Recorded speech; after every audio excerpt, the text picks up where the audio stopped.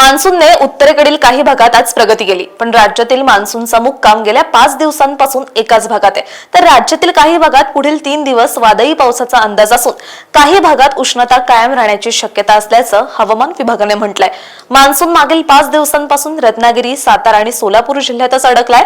आज मान्सूनने पश्चिम बंगाल, बिहार, छत्तीसगड, ओडिसा आणि झारखंड राज्यातील काही भागात प्रगती केली. मान्सूनची सीमा आज महाराष्ट्रातील हरणे, सोलापूर, हैदराबाद, तेलंगणातील भद्राद्री, कोठागुडम, आंध्र प्रदेशातील कलिंगापट्टणम, ओडिसातील पारादीप आणि बारीपाडा, पश्चिम बंगालमधील पुरुलिया, झारखंडमधील धनबाद मान्सूनच्या प्रगतीसाठी पोषक हवामान आहे. त्यामुळे मान्सून पुढील 2 ते 3 दिवसांमध्ये महाराष्ट्रातील आणखी काही भागात प्रगती करण्याची शक्यता आहे. तर कर्नाटक, तेलंगणा आणि आंध्र प्रदेशचा उरलेला भाग व्यापेल. तसंच ओडिसा, बिहार, झारखंड आणि छत्तीसगडच्याही आणखी काही भागात मान्सून दाखल होईल असा अंदाज हवामान विभागाने व्यक्त केलाय.